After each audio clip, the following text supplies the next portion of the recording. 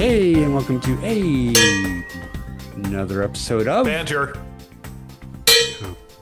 Oh man. Hey, this is of course a podcast where we talk with advocates and members of the disability community to educate and inspire better conversation about disability. Hey, my name is Rob Minot, and joining me today, interrupting cow, Mr. Ryan Fleury. Moo. No. I opened you guys up for that one. Hey, it is also Mr. Steve Barkley. Hey, did you know that cows produce more milk when you talk to them? Really? Yeah. Yeah, it goes in one ear and out the other. Oh, excellent. Our ratings are going to go up this month. Woo! Hitting with a dad joke. That's amazing. Hey, look who else has joined us. It's Miss Liz Malone. Now I know why I'm lactose intolerant. And now I know why you don't come to the show for like 3 weeks in a row. Oh, it's too much damn dairy. I don't understand why you would not like people who don't have toes. Huh? You're lactose intolerant. Hey, wow, you weren't expecting a double shot at dad joke. That one was Even I got that. a deep cut. It's too much. It's too much. You gotta ease me back into the madness. It burns. That was awesome. How is everybody? Fantastic. I'm just thrilled to be here.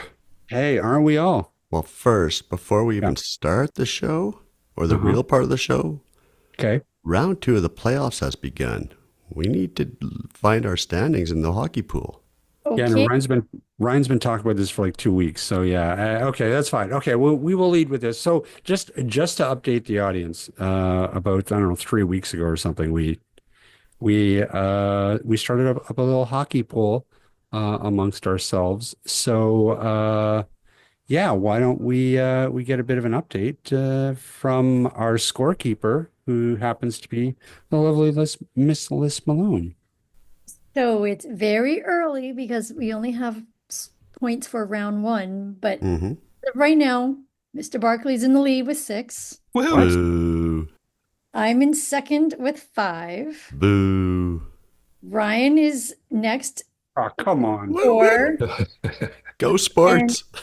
And Robert, you have 3 points. Okay, well, can you remind me and maybe the audience, how do we get points? You got to score and win games. You gotta Okay. you gotta pick the winners of each of the rounds. Okay. Each of the matchups, the face-offs. You gotta pick a winner. Okay. All right. Okay. So that's where we went through and I picked up my team. Right. Yes. Okay. Well, do we need to recap that, or is that good? Like, I don't know I don't even remember my teams, but But here's the thing, is that with these pools, because each round the points double. So if you're one team that you pick gets all the way to the end and wins it, I mean, at the very end you can win 8 points on okay. it.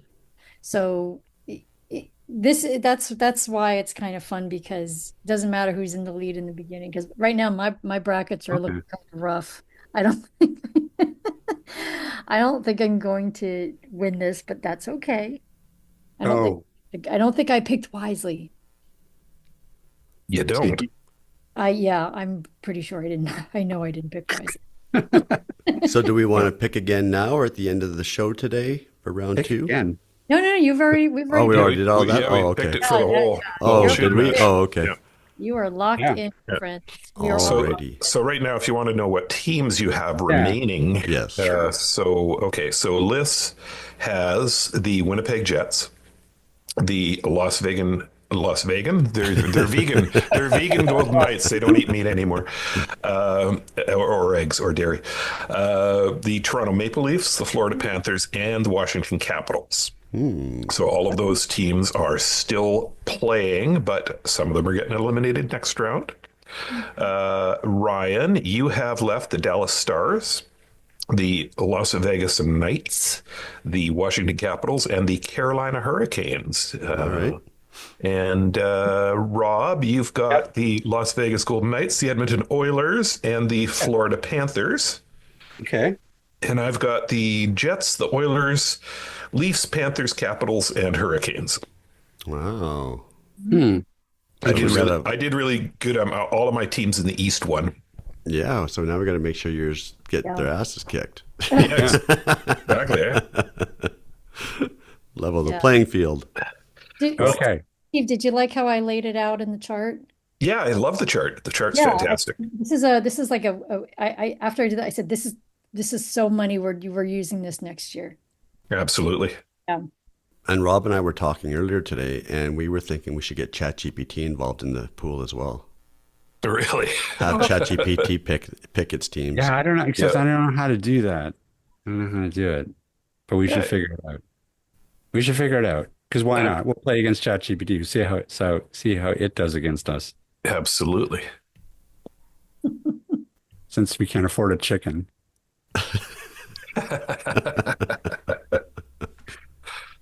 And to build a little thing, you build a little board on the ground, and then you let it peck. Yeah. Choose that way. Yeah, but yeah, show can't afford a chicken. They're expensive No. because the price of eggs. I think the Right. price of eggs are expensive. Think about the thing that lays it. I know. Super expensive. I've almost had enough. Enough. Oh, I got geez. that one. Rob, did you get that one? Wait, no. And you? What? How do you say egg in French? Oh, see, there you go. My French. You lost me on the French. I got that. Thank you, Miss Teglia, for my French class. Hey. Are we done with that then? Is it so everyone's yeah. So Yeah. Steve, wait, is it Steve, Liz, Ryan, and me? Is that the Correct. Yes. current Yep. rankings? As of right now. Yeah, Yep. okay, that's kind of what I figured. Honestly, right now it's kind of what I would have expected it to be. But anything can happen. And where are we at in round two? Have all the game ones been played? Yeah, all the game ones have been played. Okay. We're starting to come down to crunch time for these guys. Oh, okay. There could actually be some eliminations tonight, I think. Okay, well, is that are we done with hockey then? I think we're done with Any talking. other, Yep. you guys want to trash talk or anything for a while? No, we're updated. It's just round one. Okay, well, you do suck, Liz. So No, yeah, your picks suck. I know. You picked terribly. I know. Oh, stop it. How about those Devils, huh? Taking the fun out of it. You're supposed to say something about his mother at this point. Yeah, come on. Yeah. It's like, hey, All Rob, right, tell your mom to get her shit out of my apartment. Okay, well then let's move on. So, hey, Ryan, Yeah, Rob. what the heck are we doing today? I don't know. You wanted us to have a conversation on a specific topic, which leads me to think it was all about AI. See, we should have got AI to write the intro. No, we didn't have a guest, and I know that we've been talking a lot about AI with a lot of our guests. So I thought that, because we kind of had a hole in the schedule, I thought it would be interesting to just kind of talk amongst ourselves about AI and what we think of all the trends, and maybe even like just kind of dive in. And I'm really curious to hear about you guys and how you kind of are incorporating AI into your sort of day-to-day lives, or if you are. I can give you a little bit of my first impressions of the conversation, then we can just see where it goes. But I think I've really felt personally that the past maybe 2-3 months, AI has really begun to sort of sink into the mainstream, and more people have been using it. We've been seeing things like TikTok trends or whatever, where people will go and they'll use the image prompts to generate different pictures and different avatars in certain animation styles, all kinds of things like that. And so it is really it's going from a conversation where everyone was kind of worried and kind of looking down on AI, where now I really get the feeling that people are really starting to embrace it and figure out what it can do. What's any of your impressions? So I guess the first question is, who, aside from me, is actually actively using AI for stuff? So I've been using it. I've been playing around with Google's Gemini, ChatGPT, and also Microsoft's Copilot. And I go mainly back and forth between Gemini and ChatGPT, just because ChatGPT was the first one I was really introduced to and started using. The only two things I'm really using AI for at this point are asking questions and then follow up deeper questions to get more information about whatever, a topic, a subject, a product. But recently I've been using AI to create two accessible programs for me that I cannot seem to find online anywhere. So one of them was just a very simple, screen reader friendly audio recorder. So I can tab to record, hit enter, it starts my recording. I can talk into my mic, I can stop recording and then export that as an MP3. Super simple audio recorder. And then today I thought, the other app I've been looking for a while is an accessible soundboard so that I can have sad trombones or crowd applause or breaking news, all sorts of different types of sounds. So I wrote one today using ChatGPT.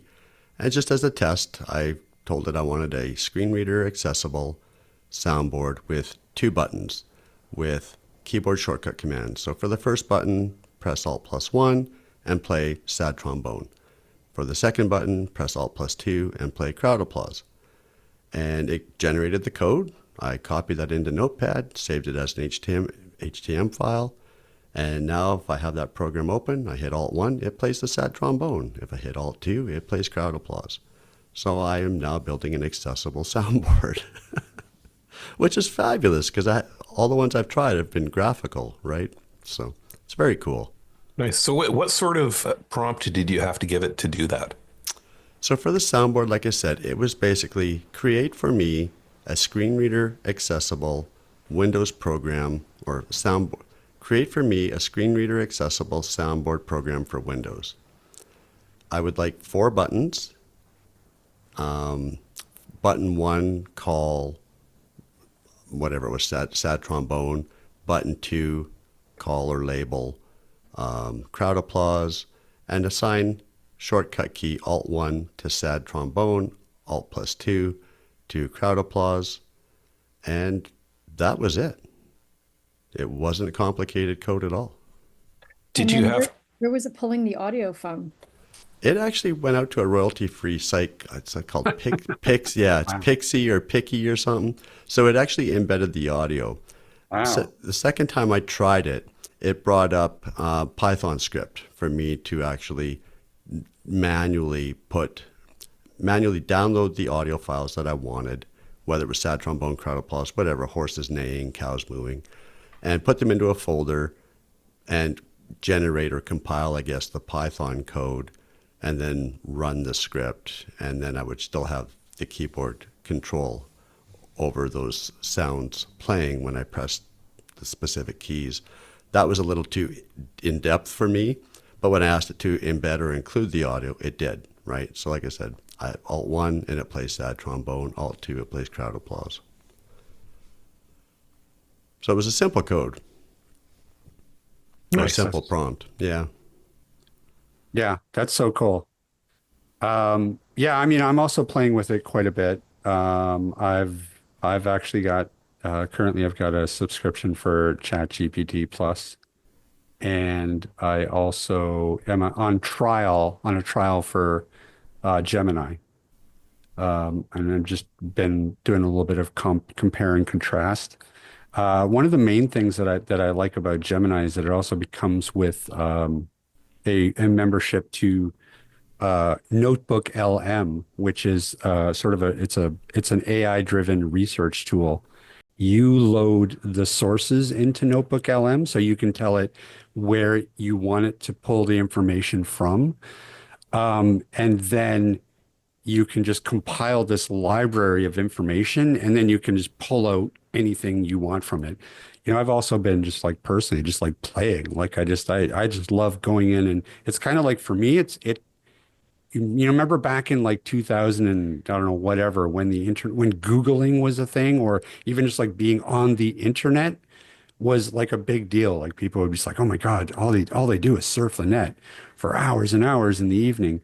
That's kind of me with with a lot of these with a lot of these engines, because it's so fascinating. Like everything from, I explain a black hole to me like I'm five. Like I love that feature, like where you can dumb down information, you can learn about things, but you can get it to compile or compact or transmit that information in a way that, I mean, whatever. Layman's terms.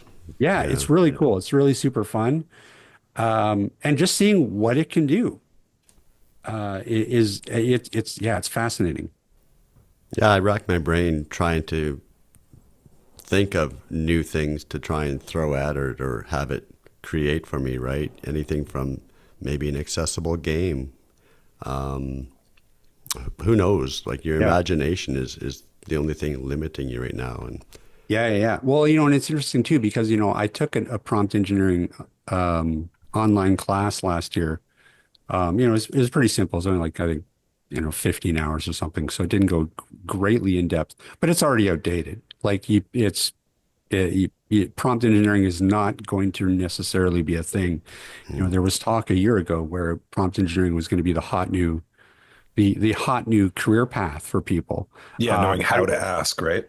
That's right. Yeah, sort of knowing what kinds of prompts to build in. But the engines are getting so smart that you don't need that anymore. You can just basically kind of tell it what you want it to do, and it's the reasoning is getting so good that you don't need to build a super elaborate prompt to get it to do it. Yeah, I've been going through the stuff. I've been using primarily ChatGPT, and looking back, I love that ChatGPT keeps a record of everything that you've asked it, so you can go back and play about with different things. But one of the very first things that I asked it to do was write a punk song called Grudge Whore. nice. Remember that, Liz? Yeah, and I asked it to come out with a new outro for AT Banter at one point, and also to write a funny poem about Rob stepping on Liz's feet. All of these things are clearly in the vault, the vault Right, content that will We'll soon be on atbanter.com. Yeah. Yeah. But what I found it useful for work is comparisons of price lists.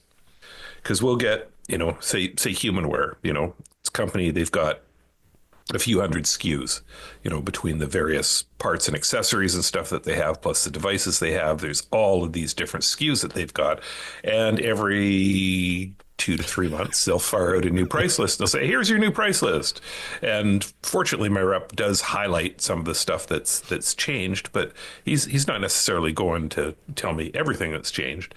So I can take that new price list, I can take the old price list, and I can say, hey, what's changed between these two price lists? Give me a list of them in Excel format, and along with the part numbers and price differences, and then I know exactly what I have to change in our systems. So I think that's super cool. That saved me just so much time. Oh God, yeah. Yeah. I've asked it to proofread documents. I've asked it to create a lot of different graphics over time. Some for the newsletter, some for like party invitations that we've put out. My daughter also uses it, so every now and then I will get things like. Where is it here? I need assistance making holy objects for the gods in my fantasy universe. Here are the items. Create their magical abilities worthy of a god goddess. 1 boots, 2 sword, 3 cloak, 4 book, 5. She's into D&D, right? So and it comes back with some interesting stuff. 1 boots. These boots grant the wearer incredible speed and agility, allowing them to move swiftly and effortlessly across any terrain. They also provide protection from environmental hazards like extreme heat or cold. Did ChatGPT suggest that you electrocute my dog? No, but that just sort of came around spontaneously. That was Aztec AI, terrible AI. Yeah, that's right. Yeah. Long abandoned. Yeah. Outdated already. Yeah. That's right. Yeah. What about you, Liz? Are you using it in any capacity? Well, I'm not using it a ton. I honestly haven't had a chance to just stand still long enough to really play with it and kind of kick the tires. However, I did have a recent interaction with a website builder with an AI component built into the platform, and I have to say it was miserable.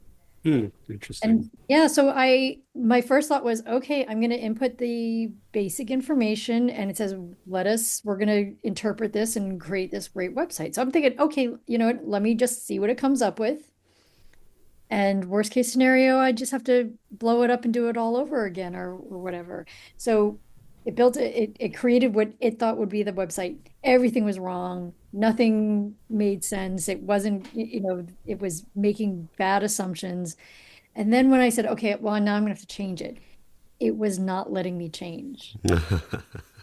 It wouldn't sync the changes. And it went I mean, I even had to go to tech support and get everything adjusted. And they said, okay, well, no, we just have to resync it. We just have to resync it.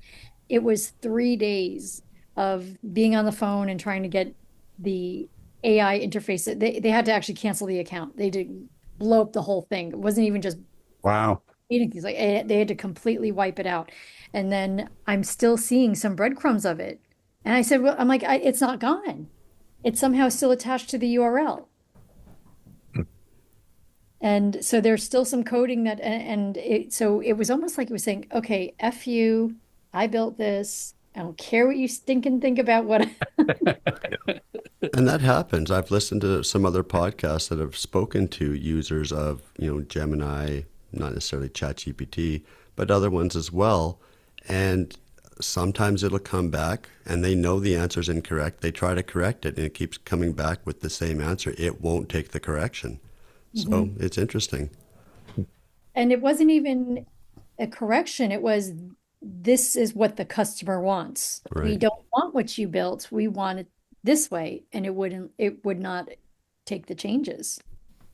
It was, Yeah, I've it run was, into similar things with graphics, where it just throws stuff into. You ask it to produce a graphic. You say, okay, I want this, and I want it to have this banner, and it'll have that banner misspelt, and then it'll have all this text stuck in different places on the graphic. It's like, well, get rid of all the crap on the graphic, and then it Yeah. comes back with a completely different graphic, not even the same one that you were dealing with, and it's got more crap on it.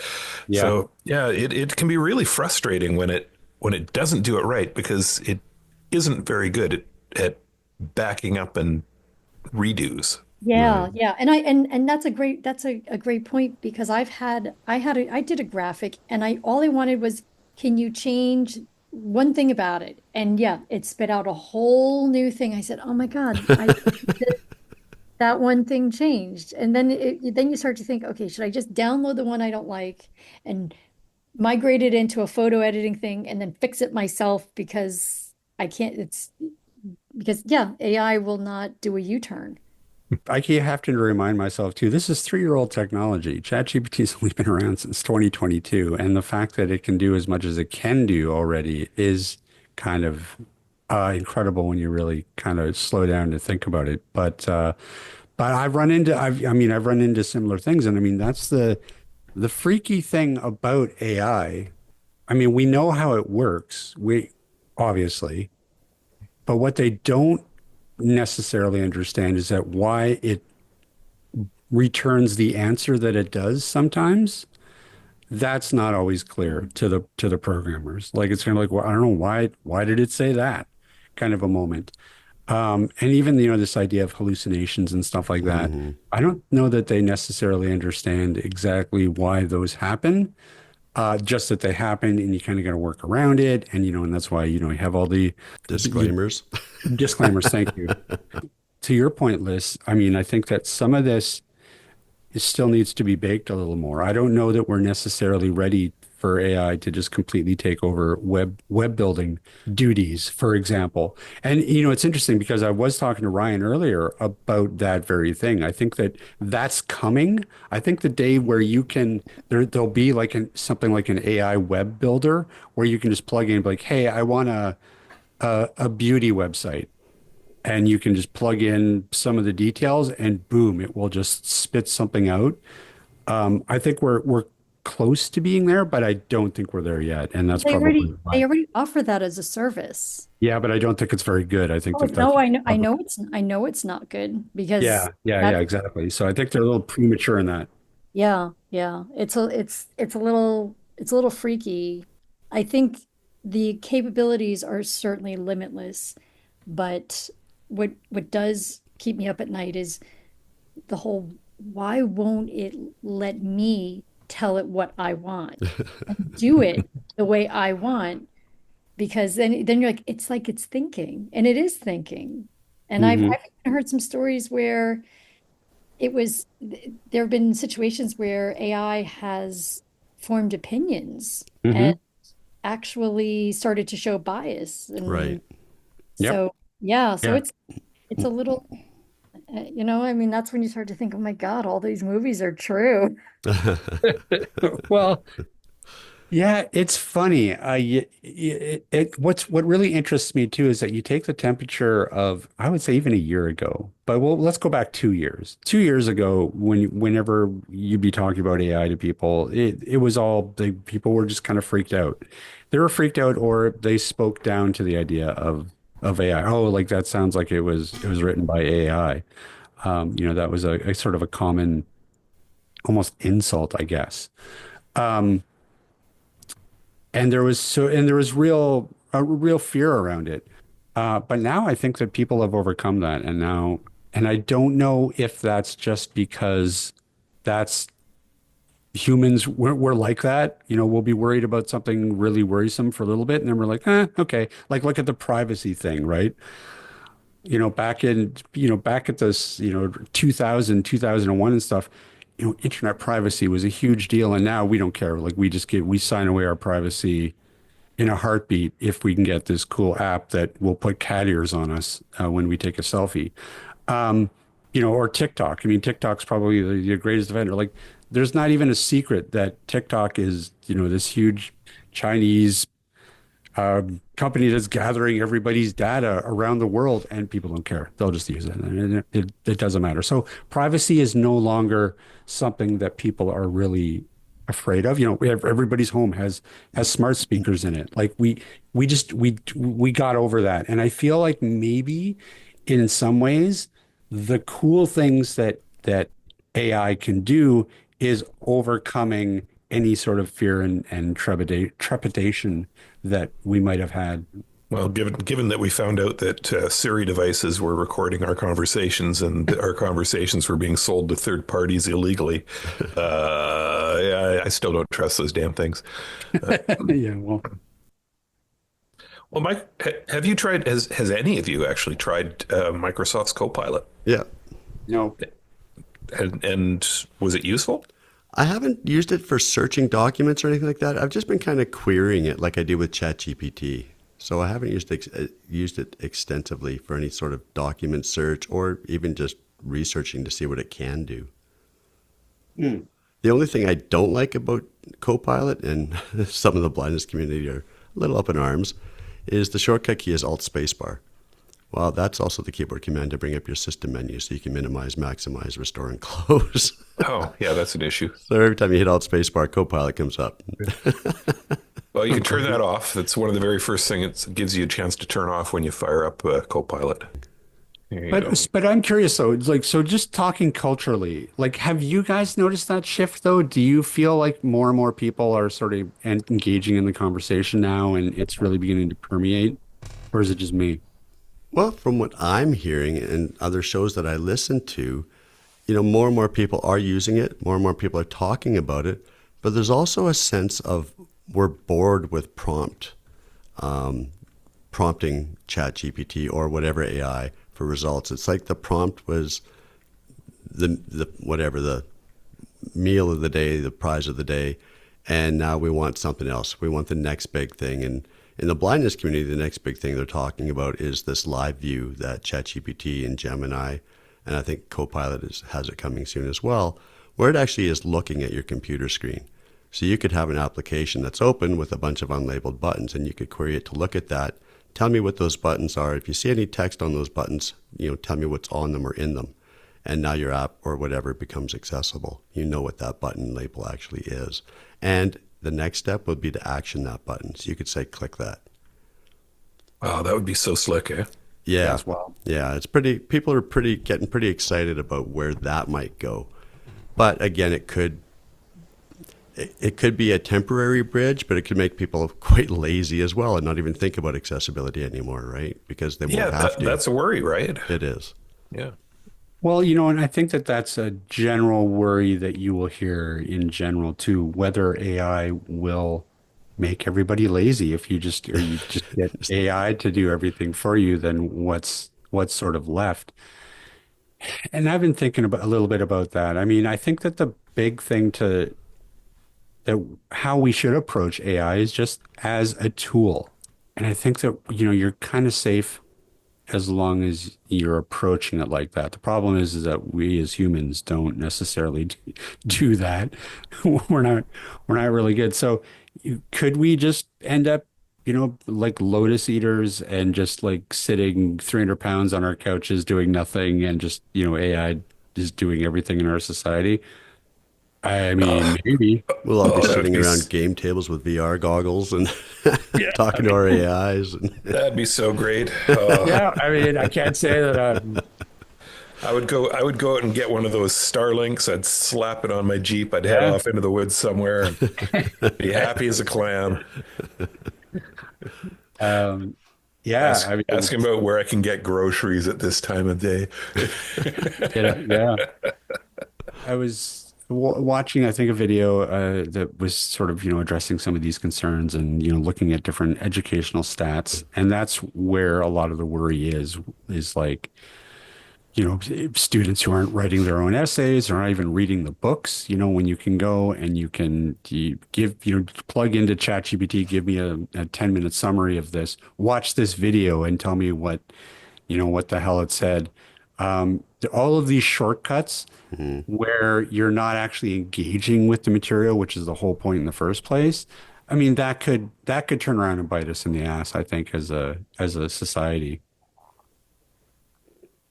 But that's just that we're abusing the tools. That's kind of our own fault. That's not any fault of the technology. And I don't know, like, were there, can you guys remember back far enough where there was a concern around, say, Google and the fact that, oh my God, everyone's just Googling stuff. Everyone's just looking stuff up online. Everyone's getting all their information from the internet. I mean, were there people clutching their pearls back then and like You can worrying about what the impact of on society was going to be? absolutely. You can bet that every company that made a encyclopedia was terrified. Yeah. And how many of them are there left? There's not many left. No. Yeah. Yeah. Maybe even libraries. Did libraries feel Sure. threatened at the wealth of Yep. information that was now at our fingertips? Yeah. Like I seem to remember there were people out there that was, yeah, it was a real concern. People were concerned about how long people were spending online. Like they were just like, oh my God, like my husband he spends like 3 hours on the computer at night and all he does is just look at websites and that can't be good for you kind of a thing. And here we are, he's using the phone line all the time because he's got to dial in, it's a real problem. And, here we are now, we're completely, locked in all the time, connected all the time, to the internet and use it for pretty much everything. And I don't know, I guess some people might argue that we live in a worse society, but, you can't argue against the social benefits behind that. And I mean, sure, yeah, you can also point to some of the downsides, but yeah, I think in general it was more of we got more pluses out of it than negatives. And I don't know, I'm hopeful that AI is kind of the same. Well, I think there's still a camp that, feels that, there is a time and place to disconnect, right? And we've been kind of groomed to not believe that, to not disconnect. We have our smartwatches, our phones, we're connected, we're searching, we're online, we're messaging. How many of us actually disconnect, right? So I think AI is going to be the same way. We're kind of being groomed to use it and at some point probably rely on it without even thinking about it. Well, look at the idea of a smart TV. Now you can't buy a TV that's not a quote unquote smart TV, right? One that's, connected to the internet and you have all the apps on it and it's, quote unquote smart.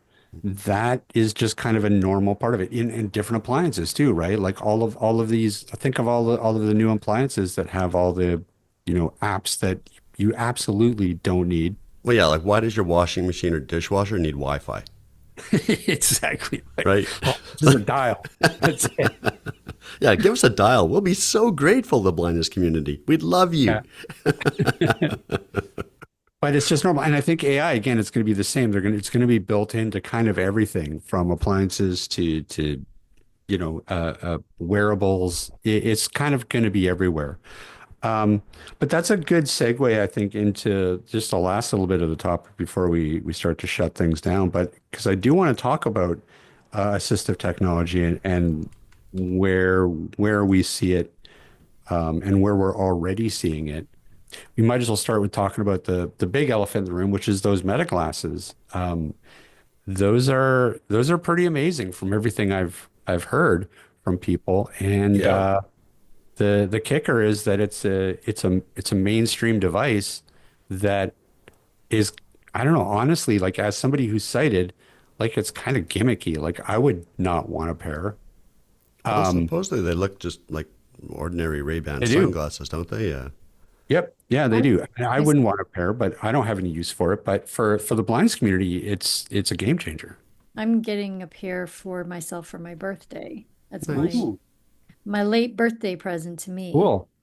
Yeah, and it's definitely the year that people are really starting to talk about wearables. There's a company called Agiga that is launching the Echo Vision glasses soon, supposedly. Apple released yesterday or today iOS version 18.5 and also updated that software for the Vision Pro glasses. And supposedly there's an accessibility API that they've launched as well.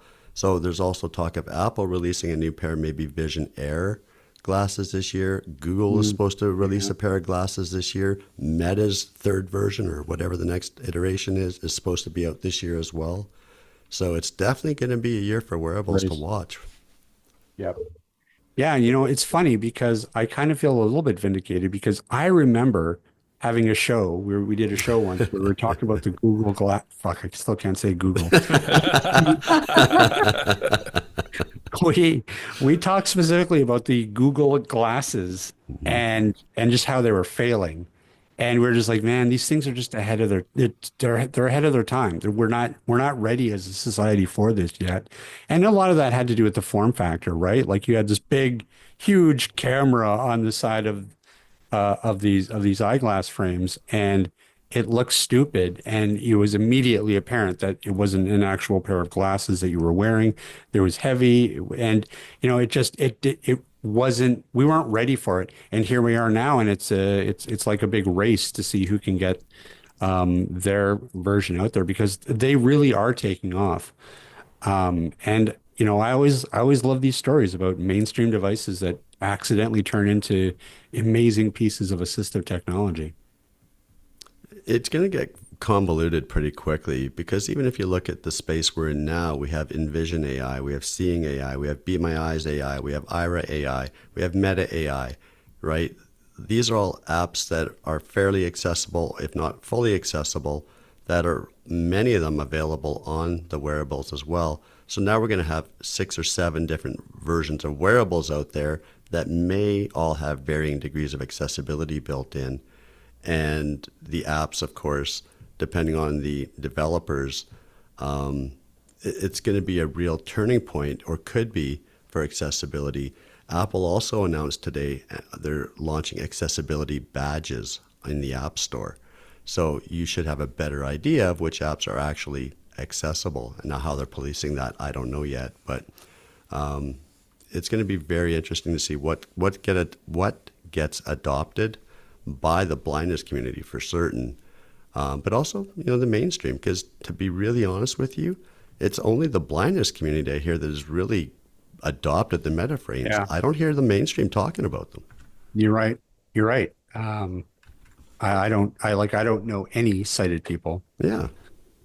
that have got them. I mean, mind you, my network is fairly small, but yeah, I don't hear about anybody raving about them online or anything like that. Like they just seem to kind of be a thing, and it's kind of a gimmick. But then again, we said the same thing, or I won't throw you guys into this. I won't throw you guys under the bus, but I know I said, no, the Apple Watch, that's a gimmick. It'll be dead in a year. Like, who's gonna wants an Apple Watch? Here they are, still going strong. Yep. So who knows? Again, it's like you have your phone, you have your watch, you got your glasses. They're all smart. They all have AI built into them. I mean, overkill, maybe, but I don't know. But not really. It depends on your use case. Because at this point, I guess so. Apple Intelligence and Siri can go, pound sand. Apple's way behind when it comes to AI.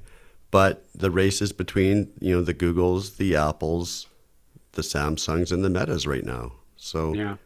whoever comes out with the wearable that, because it's going to get adopted really quickly and tested quite quickly, whoever gets the better weight, battery life, accessibility features, availability of apps, because we want our mainstream accessibility apps to be available, is the one that's going to win this race. And it's interesting because, like I said, I don't think Meta launched the Meta frames for the blindness community, right? It was a mainstream product that we adopted. Nobody else seemed to. Yeah. Yeah, absolutely. And it's because of that AI component, right? It's all about that live view that it has built in. That's What's my product? What am I looking at? You can walk into a store and, Carrie from Carry On Accessibility was in a library and said, read me the titles of the books on this shelf. And it did, right? Yeah. Like using CAI, it would have jumbled all the text and it would have probably got some stuff wrong. And it's been pretty freeing for a lot of people. Mm-hmm. Totally. And the fact that it's a mainstream product, the big advantage of that, of course, is that $500. the price point. Yeah, the price point is way down. Like if those Meta glasses were a niche AT device, like what would those probably cost? Like what, $2,000, Steve? You figure? Oh, easily 4. Right. Yeah. So it's that's huge, and it just does make me wonder how many more like happy accidents we might have with mainstream products that they plug AI into that any given disability community goes, hey, wow, these work amazing for me. Well, and I think the interesting thing is going to be to see what our AT vendors end up doing with some of their products. Yeah. Freedom for Scientific has started building AI into its into its help topics with FS Companion. I think Humanware has AI in one of their CCTVs, don't they, Steve? LVI does as well. Yep. Yeah. So Yeah. it's just going to keep getting bigger and better, and be able to offer more features and functionality in these products. Just out of curiosity, Steve, so when you say that they've got AI built into some of those CCTVs, like what is it mainly through like sort of text to speech functionality? What's the AI component of those? There's a couple things going on. One, like Humanware has the Odyssey reader out now, which is a text to speech device where you drop a document, enter it, and it reads it to you. But instead of doing that with an OCR chip, they're doing that with an AI chip now.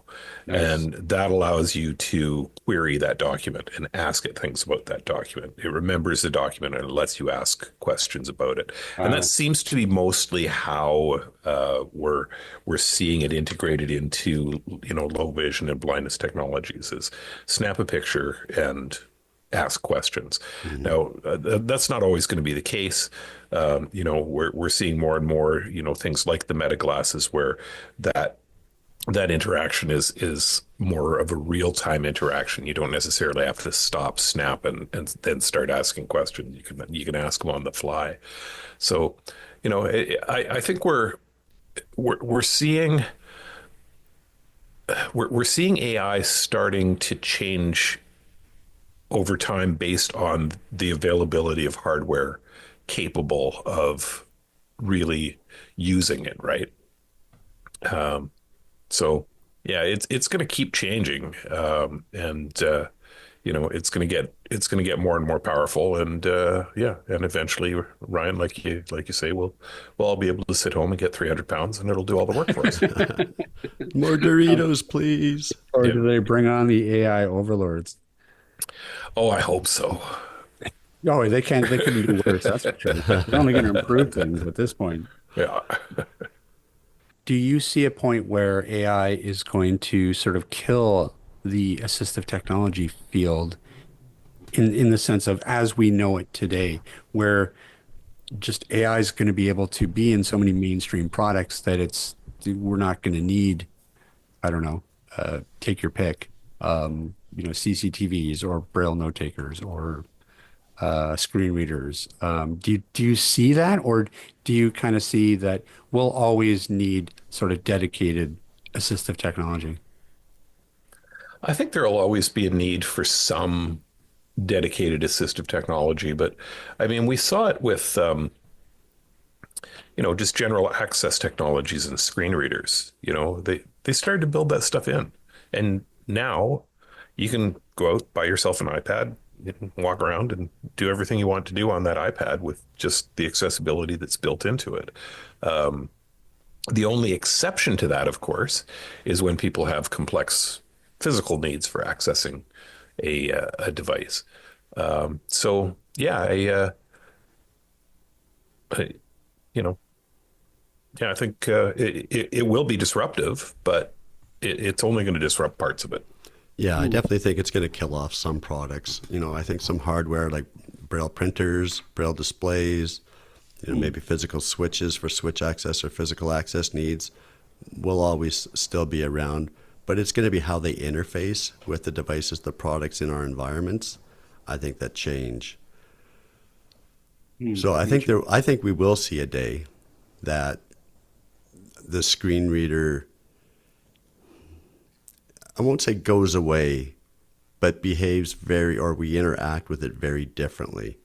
We're not far off now from just being able to talk to our computers, control the computers, interact with objects on the screen, websites. Like I can navigate my computer with my voice, right?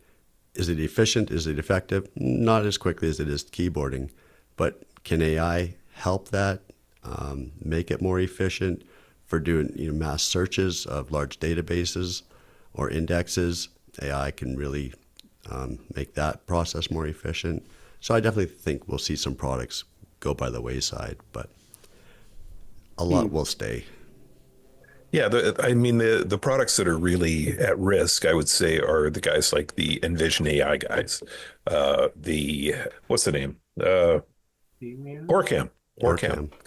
Orcam. Those guys, they've been around a long time, and they were one of the early leaders in portable OCR, but those devices are now getting long in the tooth. They've decided they're not going to refresh them. And I think probably a major reason why they've decided they're not going to refresh them is because there's all these up and comers coming that are just a hell of a lot cheaper. Yeah. And I think that's the big thing, right? We in the disability field are seeing that we have a lot more choice than we've ever had before, and a lot more affordable choices. Maybe it's not going to get me 100% of what an example Orcam might do for us, but if it gets me 90% of the way there, I'm good with that. Yeah, it's like what happened to Humanware with their Trek products when every phone now has GPS and speech output. It's a lot harder sell for them to sell a dedicated GPS product, even if it has some AI component to it to help you find the door or whatever. But Right. It definitely makes the dedicated products a lot harder to justify. I am bummed out though that we need to figure out how to get ChatGPT into our hockey poll though. Well, it's probably Ryan, get it to write a program so well, that it's it probably can. too late for this season. You think so? I guess so. It would give it an unfair advantage. It's true. It's true. Probably doesn't need an unfair advantage. It probably would win anyways. We can get ChatGPT. We'll do a Next hockey year. pool for the World Juniors in December. Hang on. Let me take a crack at this right now. Okay. Okay, here we go. Well, he's got the spreadsheet in front of him, so he knows who's still in. And No, I'm gonna make it simpler. I'm gonna go ignoring the results of the Stanley Cup playoffs to date.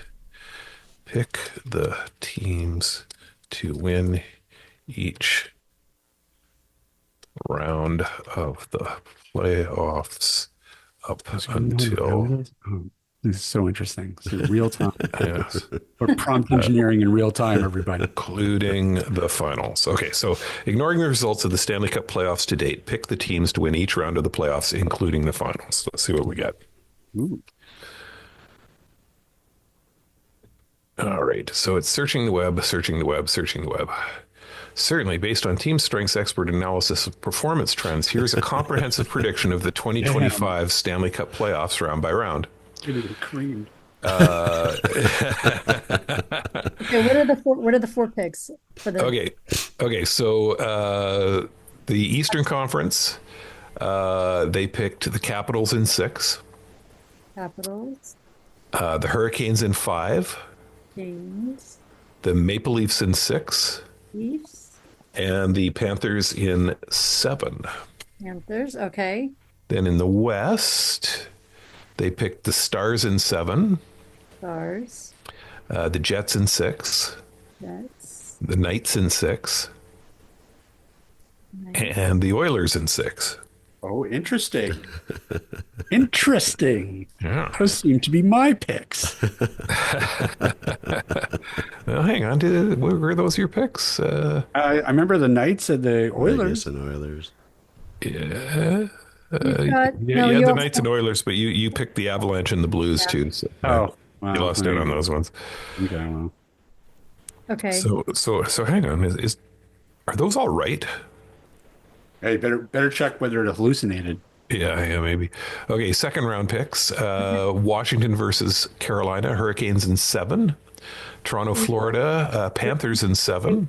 Wait, Then Stars in 6. sorry. We got stars. We got stars. Uh-huh. And then Oilers in 7. Oilers. Okay. For the conference finals, for the East, it picked Hurricanes in 6. And for the West, it picked the Stars in 7. Okay. I'm not putting in the odds or how many games. I'm just putting Yeah, in that's fine. Yeah. yeah. And then- And the final prediction was Carolina Hurricanes versus Dallas Stars. And it was Stars in 6. Oh, dang. Okay, ChatGPT has officially been entered into the pool. All right. There we go. Yeah. Steve, tell ChatGPT his mom sucks. That's some trash talk going here. When I send you all the updated list, you're gonna see a new entrant.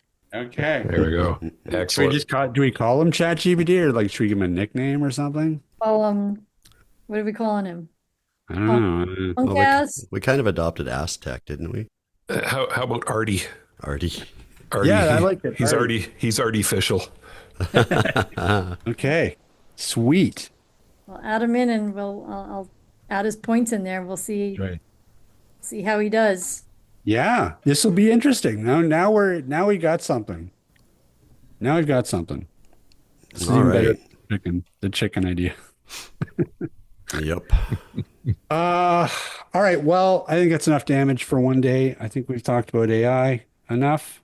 It'd be interesting. I think we should revisit this conversation in a year because I think we'll be in a very different place because things are happening so fast. with AI. So who knows? We could have an AI host by then. Who knows? We could have a fifth. Artie could officially be Our 10th anniversary next year. AI hosts AT Banter. Sure, we can bring Artie on. I mean, that's one thing that I have to say that I haven't played around with at all with any of the models is I haven't like done voice. Like you can actually just talk to it. You can actually have it generate like a 2 or 3 or 4 host podcast, and they'll converse with each other. There you go. Really? Yes. So we could have an AI host There you AT Banter. Throw a topic at it Yeah. and have it debate the ups and downs of AI.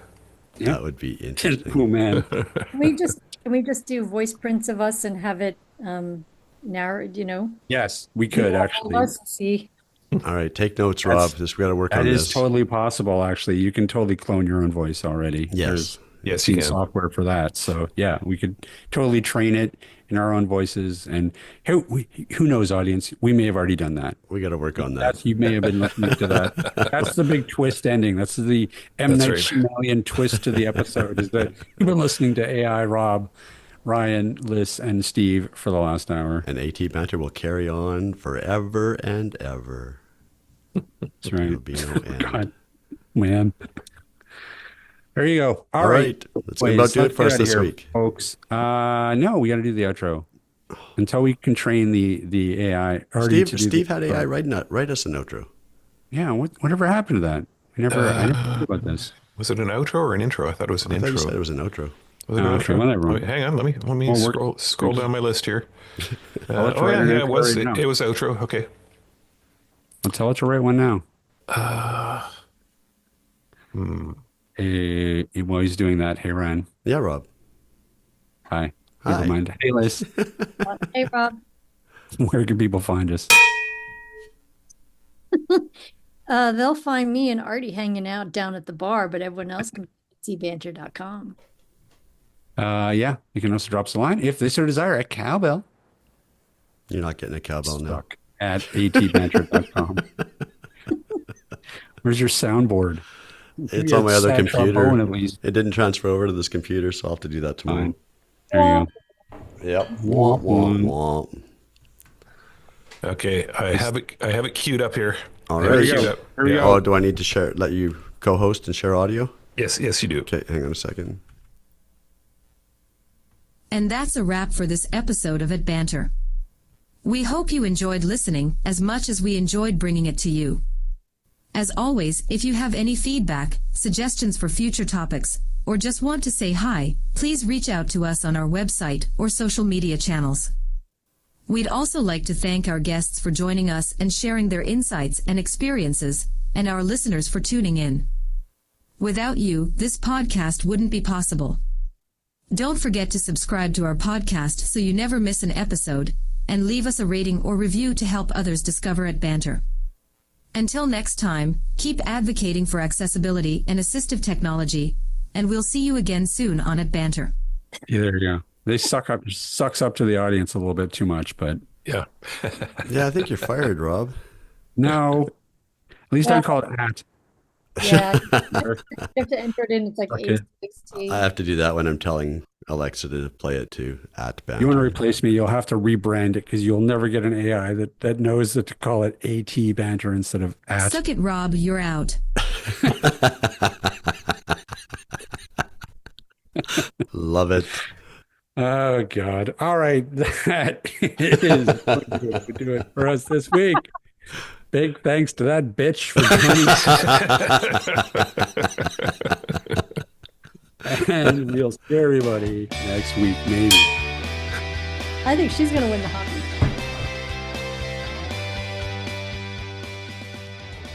This podcast has been brought to you by Canadian Assistive Technology, providing low vision and blindness solutions, as well as physical access solutions and augmentative communication aids across Canada. Find us online at www.canastech.com, or if you're in the Vancouver Lower Mainland, visit our storefront at number 106 828 West 8th Avenue in Vancouver. That's one block off Broadway at Willow. You can reach us by phone toll-free at 1-844-795-8324, or by email at sales@canastech.com.